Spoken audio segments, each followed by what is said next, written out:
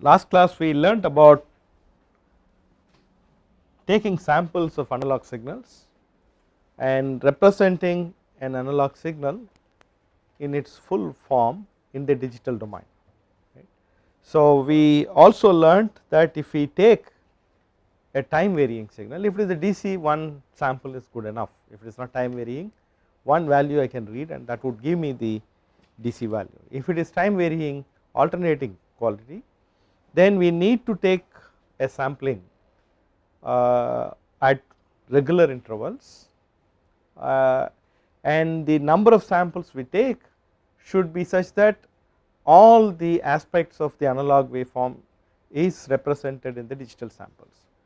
To do that, first thing is we need to satisfy sampling theorem, which states that we have to sample more than twice the maximum frequency contained in the signal, and to find out the maximum frequency contained in a signal, if the signal is repetitive we can use the Fourier series expansion.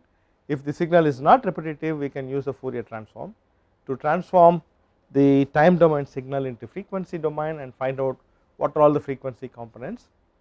And if you take care of the maximum sinusoidal component of your signal, then all the rest of the signals which have frequencies lower than the maximum frequency would be automatically be faithfully represented, right.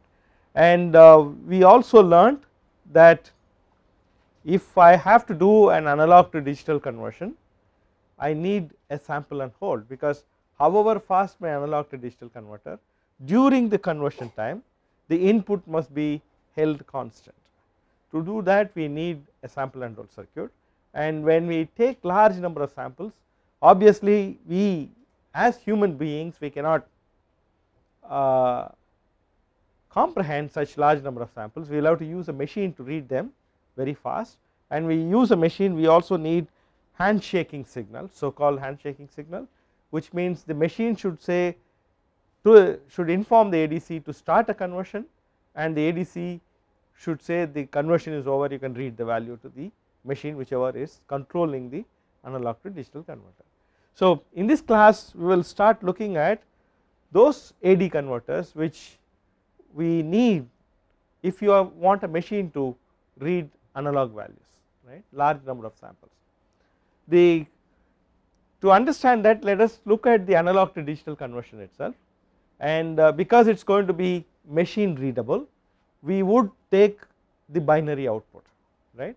So we take a 3-bit analog to digital converter. So I have 0 0 0 0 0 1 0 1 0 0 1 1 1 0 0 1 0 1 1 1 0 1 1 1. So these are all the possible combinations if I have a 3-bit analog converter. So I call this A bit, B bit and C bit, and this is decimal 0 1 2 3 4 5 6 7. Again, to make our understanding easier, we assume that the input actually is in volts, right. So this is not just decimal, my input is 0 to 7 volts. I want to convert that into a digital number in using the binary sequence. So to go from 0 to 7, all we need is 3 bits, right, as it is given. In the last class itself we saw that even though I say 0 corresponds to 0, 1 corresponds to 1, what happens 0.7, what happens to 0.3, right. So we will have to make a proper logic so that we do not get into that kind of unanswerable questions, right. So what we do is we have our input voltage 1 volt, 2 volt, 3, 4, 5, 6, 7 volts, and then we say between 0.5 and 1.5. If I have voltages there, I will call this as 0 0 1. This is 0 0 0. So anything, any voltage less than 0.5 volts I take it as 0, right. You may ask a question, sir, why 0.5, why not 0.4, right. The thing is, we have a gap of 1 volt, it is fair enough to say half the gap I take it as the cutoff point, right. So similarly, if I have, so this would be, so this entire voltage range would be 0 0 1 from 1.5 to 2.5, right. We take it as 0 1 0 2, right. From 2.5 to 3.5, we take it as 0 1 1. From 3.5 to 4.5, we take it as 1 0 0.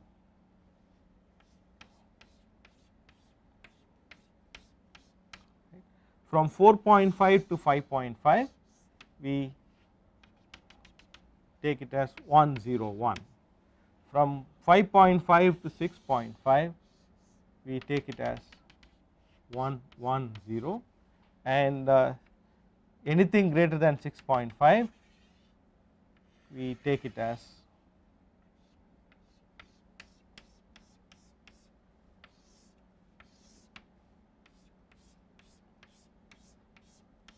7, right. So I will leave this as 1 1 1, right. So if I really look at it, if it is 0.5 to 1.5, it has to be 0 0 1, or if it is between 4.5 and 5.5, it has to be 1 0 1, and so on. So why not directly look at the value and take a decision, right. To do that, first of all, I will have to generate these voltages 0.5, 1.5, 2.5, and so on. So what we do is, we take 7 volts, then use a potential divider,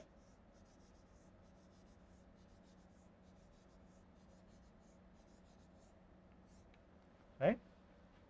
I need 0.5 volts and afterwards 1.5 volts. So what I do is, I take R by 2 here, R 2,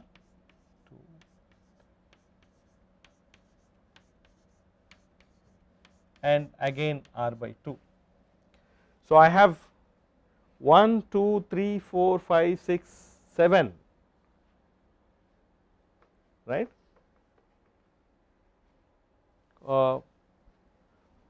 1 2 3 4 5 6 7, I do not need 7, I need only 6.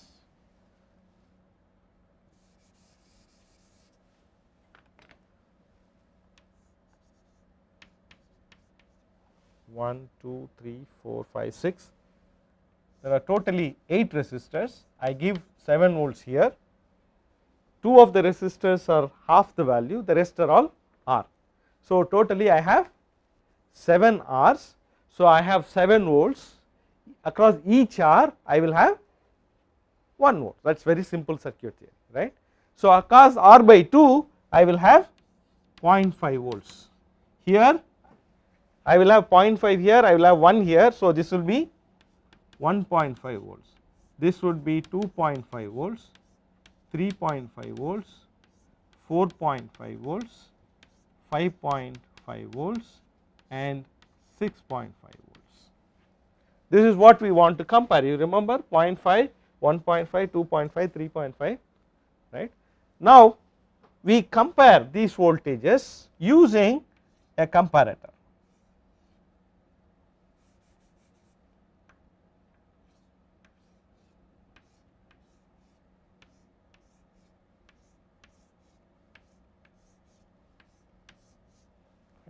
So what I do is, I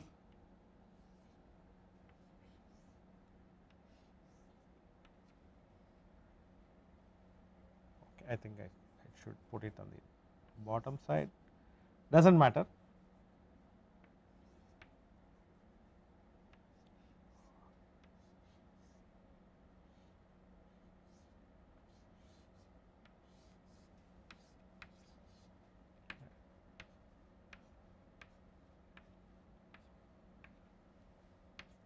So, I have now 1, 2, 3, 4, 5, 6, 7 comparators, because I have 7 levels, right, 1 volt, 2 volts, 3 volts and up to 7 volts.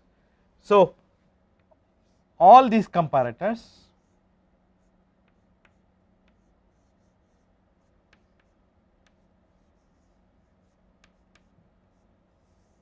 I feed the input voltage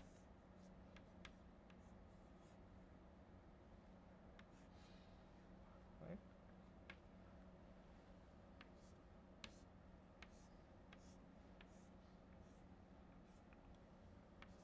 So, I call this O1, O2, O3, O4, O5, O6, O7, output 1 to 7, right, and this is my input V in. So, if V in is less than 0.5 volts, this comparator will give a 0, this comparator will give a 0, this comparator will give a 0. So, I can keep looking at, because it is less than 0.5, all the comparators would be giving 0. So, let us look at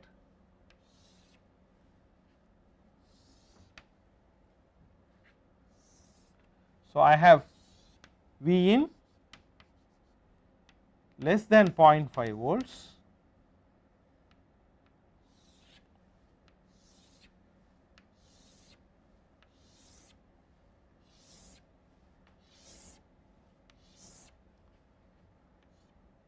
O1, O2, O3, O4, O5, O6, O7,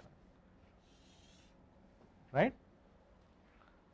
If it is less than 0.5 volts, all the comparators will give me 0.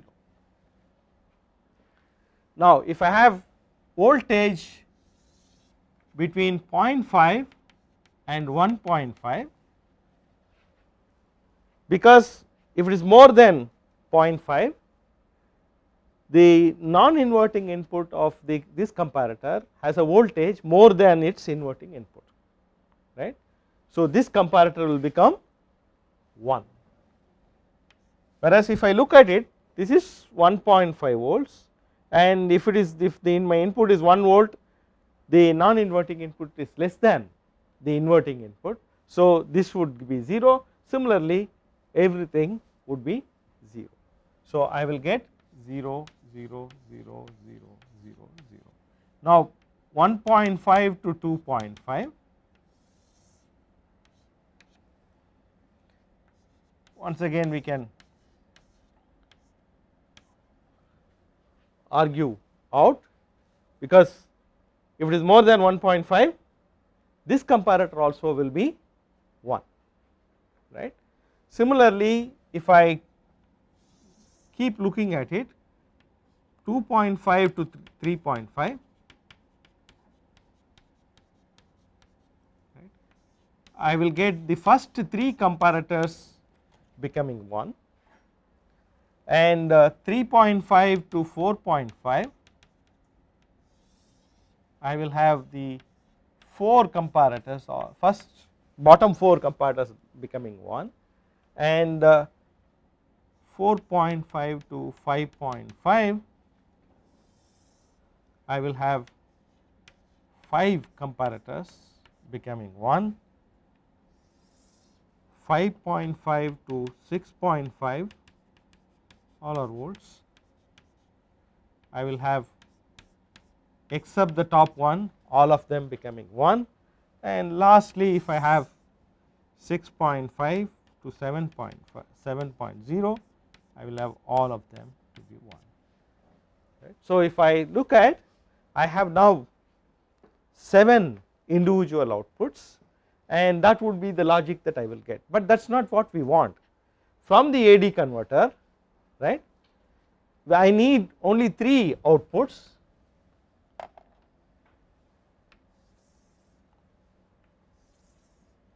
I need A, B and C. This must be 0, 0, 0, this must be 0, 0 1, 0 1 0, 0 1 1, 1 0 0, 1 0 1, 1 1 0 and 1 1 1. So, this is what we need, right. So, but my comparators would give me this logic. So, what I need is I have to put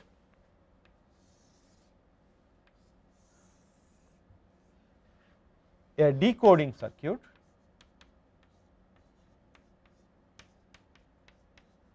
which implements this conversion from this logic to this logic, which gives me 3 lines.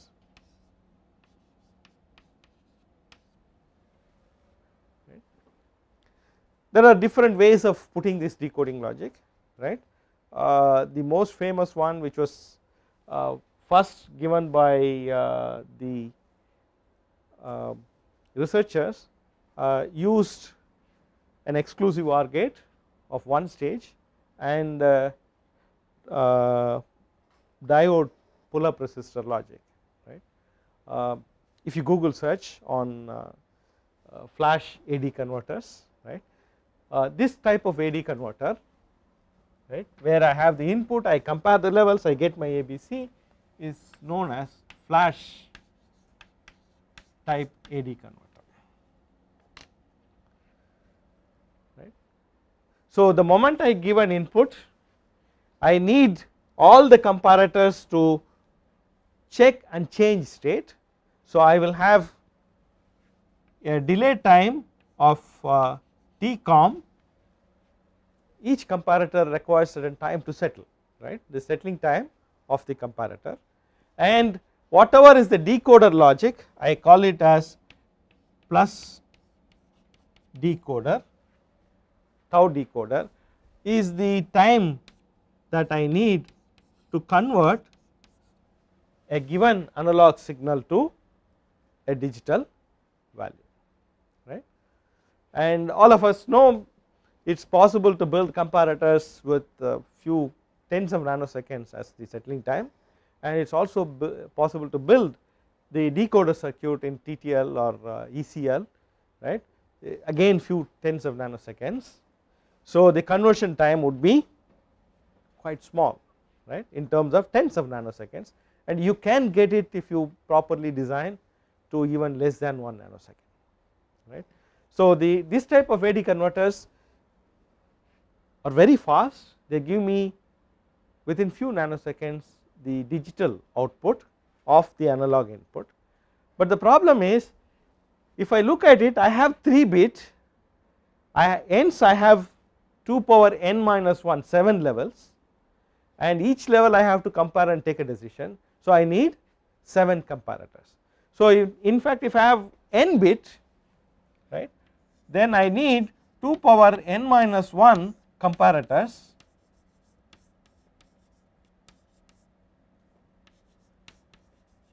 right, to implement this, and I also need 2 power n minus 1 to n bit decoder logic, right. So, that also becomes complex. So, on the first thing, even if I say I need 8 bit flash AD converter, I need 255 comparators and 255 line to 8 line decoder, right. So, it is not really possible to make flash AD converters of high resolution. When I say resolution, I am talking about the number of bits, right. Generally you will have 6 or 8 bits, very fast flash AD converters, and nowadays you can even go up to 10 12 bits, but not very fast, right. The this type of AD converter was the very first, chronologically the first that one was developed. There are the other types of AD converter, right, other than the flash AD converter. To understand the working principle of that, we need to understand another device called digital to analog converters. This is the reverse of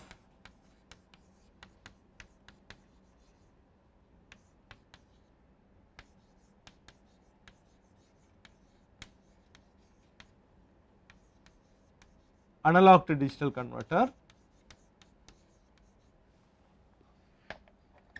In the analog to digital converter, I have the analog voltage, I get the digital number, right. So, this is my V in volts and this is my output A, B, C, binary output. Now, the digital to analog converter does the reverse, right.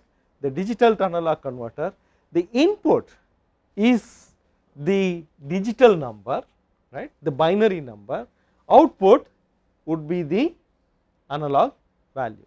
So, if I look at a digital to analog converter, right, we have ADC, I have one input, I have the output B naught to Bn, this is Vn. In the analog to digital converter, I have the digital as the input B naught to Bn and I have the output I simply call VDAC, digital to analog converter. So, which means if I have 0 1 0, right, I must generate 2 volts. If I have 1 0 0, I must generate 4 volts, right. So, there have been several types of digital to analog converters that have been developed in the past, but we will look at only 2 types of digital to analog converter, right. One is called the weighted or digital to analog converter, then the second one is R to R and digital to analog converter, right. The R to R digital to analog converter is popularly known as current mode digital to analog converter. We will see why it is called current mode a little later. The weighted R digital to analog converter, it is very simple. We use one op amp,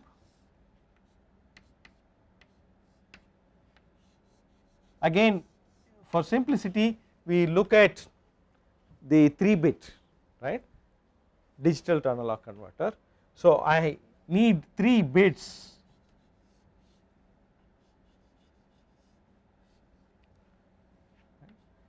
so I put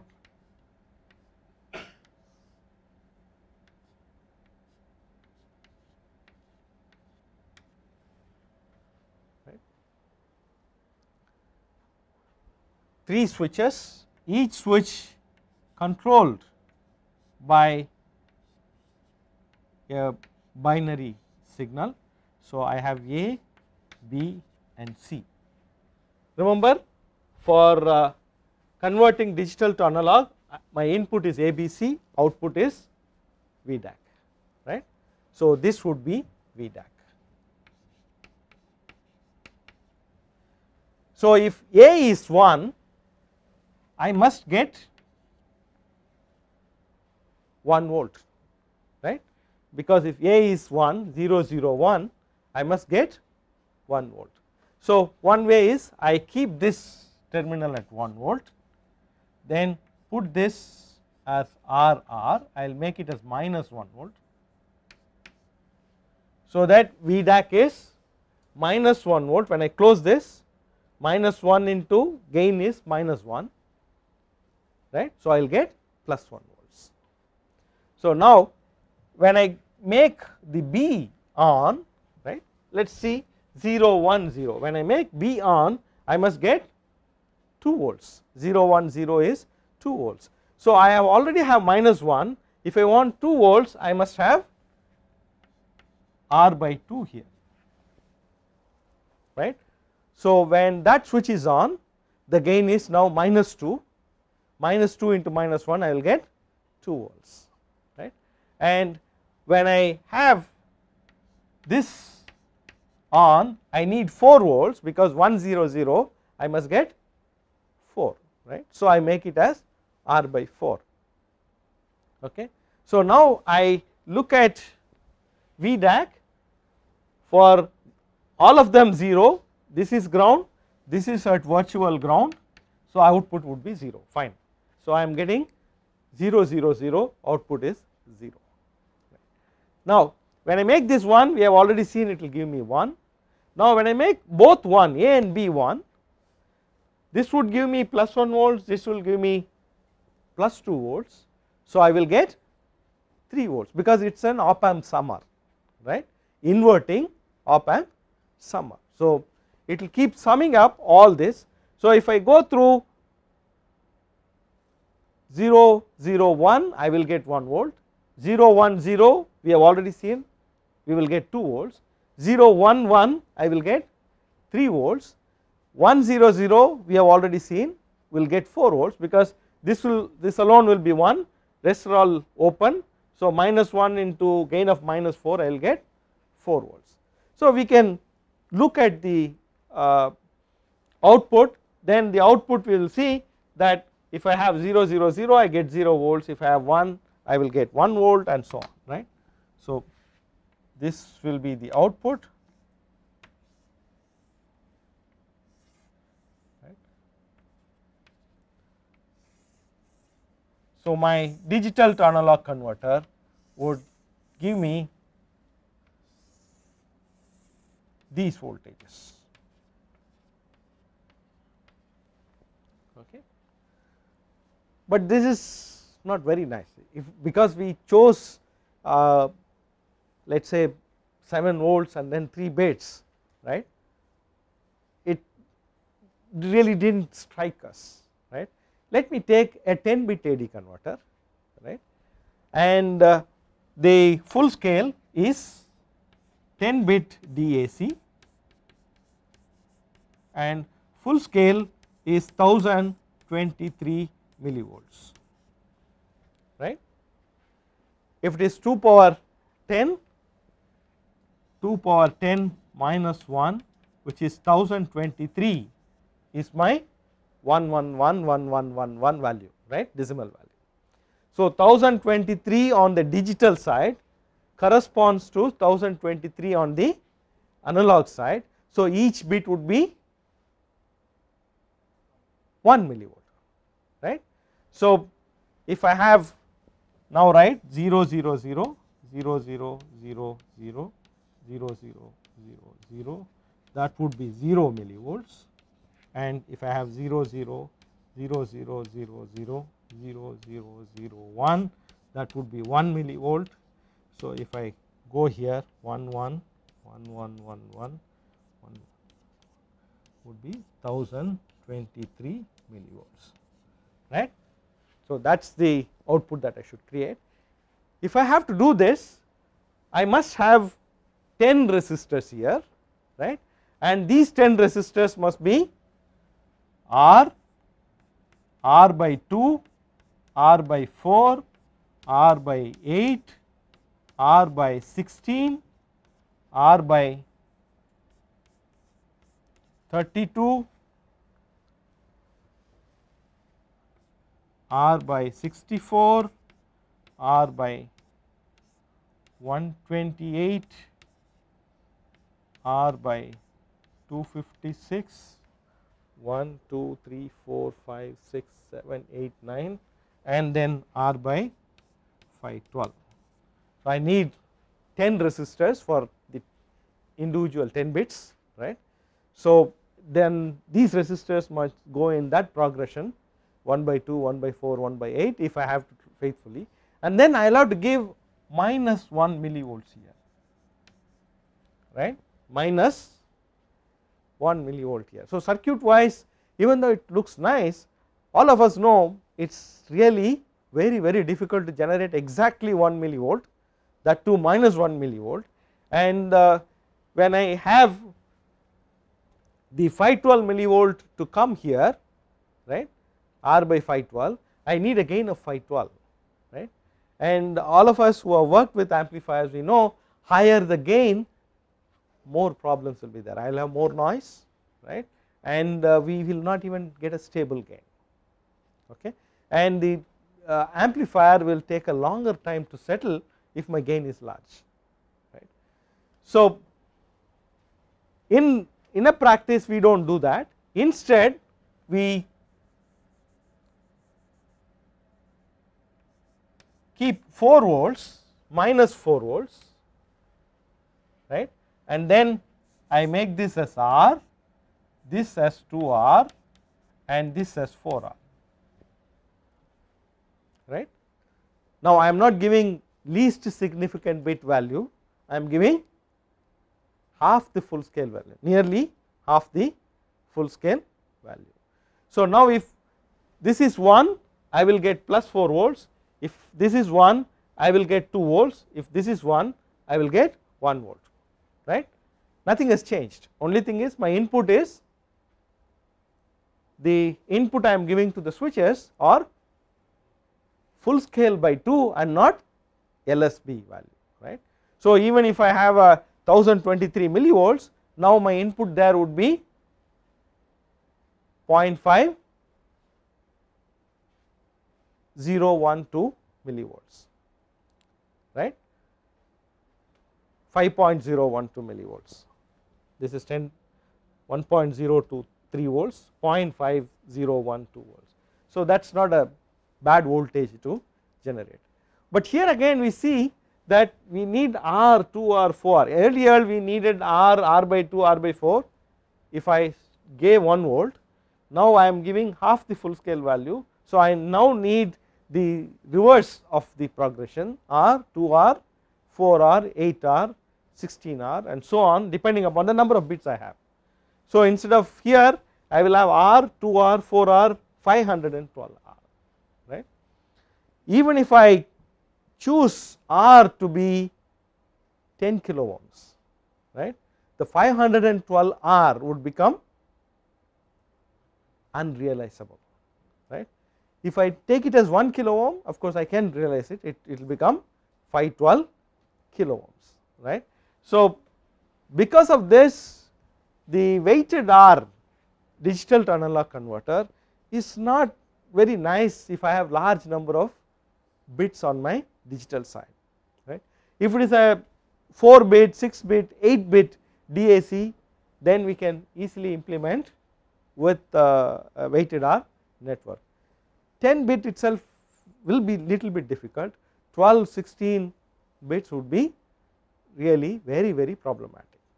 The second disadvantage of the weighted R digital to analog converter is that we need different value resistors. I need R, I need 2R, I need 4R, 8R, right. If I want to put this in an integrated circuit form, then these resistors have to be very accurately made on those integrated circuit forms, right. One element which is not very easy to make, right, on an integrated circuit is the resistors.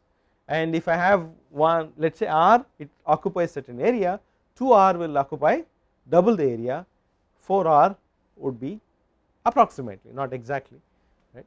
So which means this is also not very conducive for putting it in an IC form, right. That is why you will not see a weighted R digital to analog converter in the IC form, right. That the second one, R to R digital to analog converter,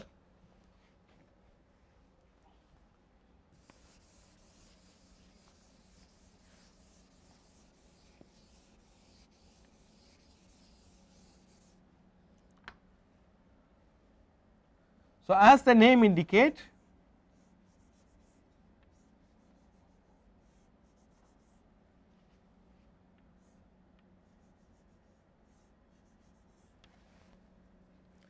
we have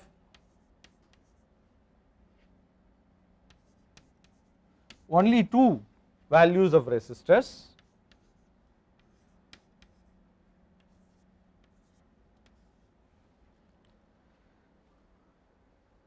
okay.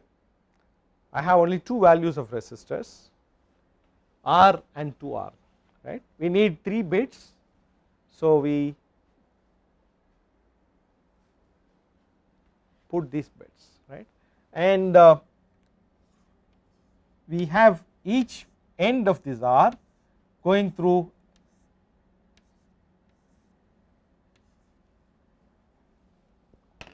a single pole double throw switch. So, as usual this switch is controlled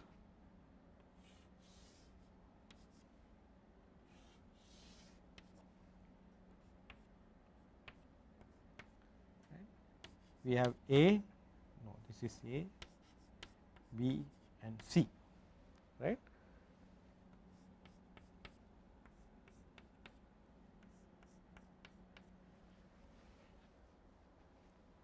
Right. So, we either connect it to ground or to these points, and these points are all joined and connected to an op amp I to V converter. This is VDAC. Okay. So,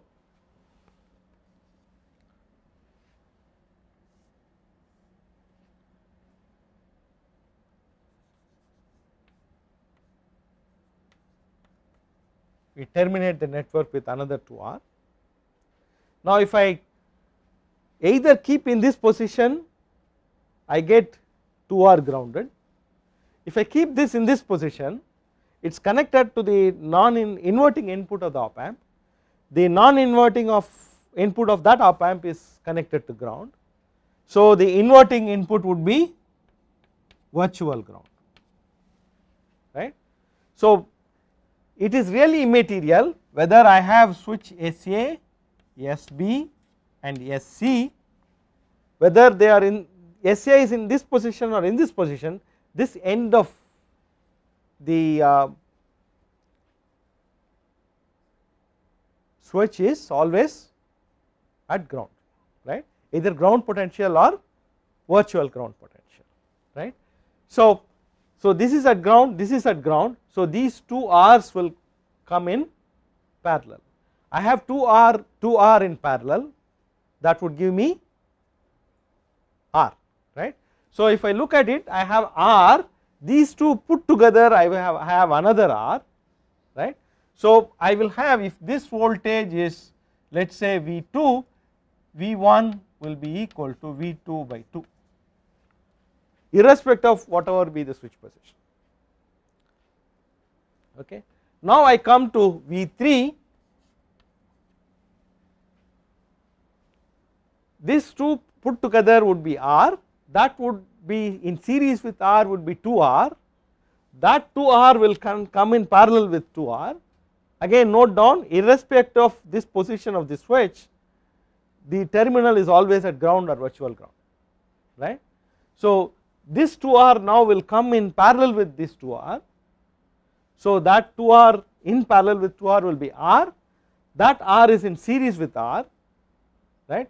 So, I have R. So, V2 will be equal to V3 by 2, right. So, if you extend this argument, these 2R will become R plus R is 2R, that 2R comes in parallel with 2R, again becomes R plus R is 2R, that comes in parallel with 2R. So, if I say this is V4, V3 is equal to V4 by 2. In fact, this we can put any number of R2R ladder networks. So, we will always see that the successive voltages are the previous voltage divided by 2, right. Okay. So, if I now give 8 volts here, assume minus 8 volts, right, then I will get minus 4 volts here, minus 2 volts here and minus 1 volt here, this is 2R, right. Now, if this switch, all switches are in ground position, right. Now, I say this is SA is directly connected to ground, SB is also connected to ground, SC is also connected to ground, right, which means I have 0 0 0, right. Now if I look at the inverting input, nothing is connected, nothing is connected, nothing is connected. So there cannot be any current or voltage on the inverting input, output would be 0 volts, right.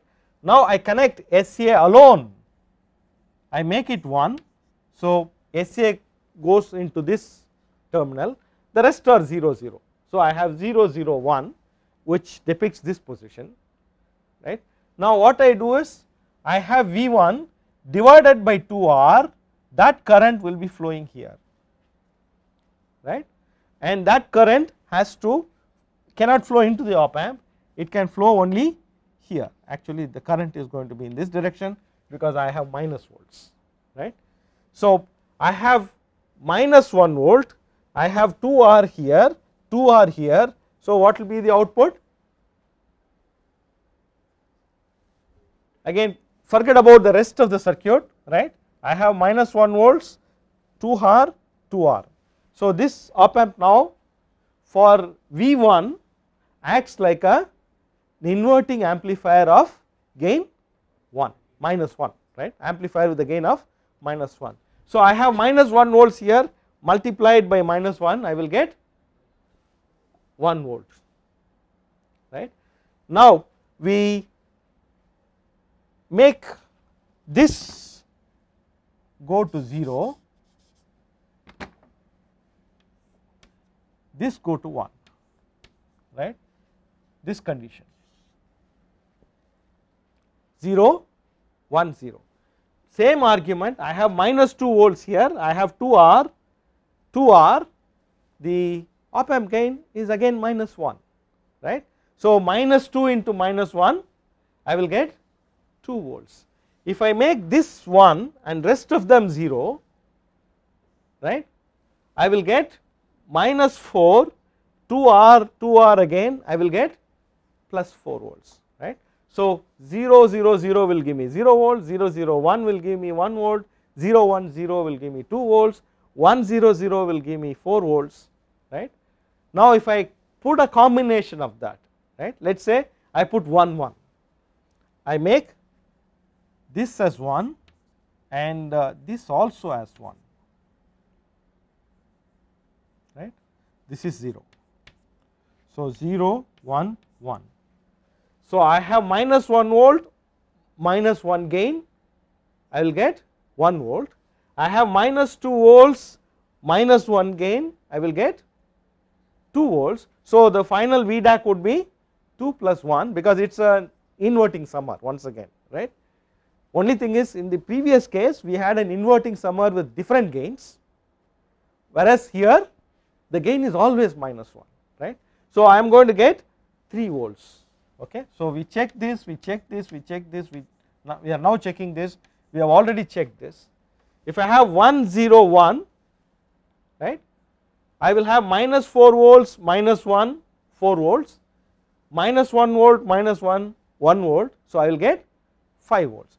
So we can check individual values and we will see that the output of the DAC, right, gives me the analog equivalent of the digital number, right. If I really look at this op amp, right, if I look at here this op amp, forget about the rest of the circuit, I look at only on the op amp side, what is it doing? It is taking these currents, I have this current IA, this current IB, this current is IC, right. What is IA? Minus 1 volts divided by 2R. IB is minus 2 volts divided by 2R and IC is minus 4 volts divided by 2R, right. So all these currents, it simply sums up, sends that current through this 2R, right, and then gives me an output voltage, right. So, even though we are looking at as minus 4 volts multiplied by minus 1 and all that, as far as this op amp is concerned, it is simply taking a current and summing it up, right. Okay. So, the this part is completely resistive and this part is active circuit, right. And in the active circuit I use the op amp as a current to voltage converter. Okay. So, that is the reason why the R to R digital to analog converter is also called current mode digital to analog converter.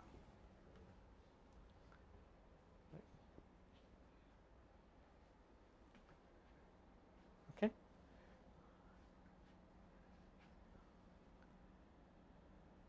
Now, we took 8 volts here, right. Now, I do not take 8 volts, I have 4 volts, right. I have 4 volts. I can choose whatever voltage I want on the DAC, right. That is the DAC, we call this as a reference voltage. Now, what will happen to the voltage here? If it is minus 4 volts, it will become minus 2 volts, this will become minus 1 volt, this will become minus 0.5 volts. Now, for 0 0 0 I will anyway get 0 volts, for 0 0 1 I will get half a volt, for 1 0 I will get, so everything will be divided by 2, right. So, what does this tell us? Whatever is the voltage I give here, right, that is going to determine my VDAC along with the input ABC, right. Now, I will rephrase this, I have a voltage, I have a digital number, my output is the multiplication of the input voltage and the digital number. If my digital number is 0 0 0, I get 0 volts. If my digital number is 1 1 1, I will, this is 7 into whatever voltage I am giving, right, that is a constant, right, I will get that voltage, right. So, a digital to analog converter is also a multiplier, it multiplies the digital number with the reference voltage given to the digital to analog converter. On the other hand, I can also look at the digital to analog converter, right, in a slightly different form. Please, we are not changing anything, right, we are only logically arguing and trying to find out what else we can do with a digital to analog converter. One is I can have an analog voltage, I can have a digital number, I can make a multiplier, right. The output of the VDAC is a product of input reference voltage and input digital number, binary number. Now, if I really look at it, if I give 1 1 1 I get 7 volts, if I give 1 0 0 I get 4 volts, if I give 0 0 1 I get 0 volts, if I give 0 0 1 I get 1 volt and so on. So, by controlling the digital number, right, I can control the output voltage, right. By controlling a digital number I can control the output voltage. So, I can say this is equivalent to, I have V reference here, I have my digital output and this is VDAC, this is my B0 to Bn, right. So, I say that I am having a potential divider, right. if I am giving 0 0 0 I get 0, if I give 1 0 0 0 I get half the voltage, 1 1 1 I will get the full voltage, whatever is the full voltage, right. So, we can also use the digital to analog converter as a digitally controlled attenuator or digitally controlled potential divider, right. So, the digital to analog converter not only gives me digital to analog conversion, but also other circuit forms as well. We will stop here.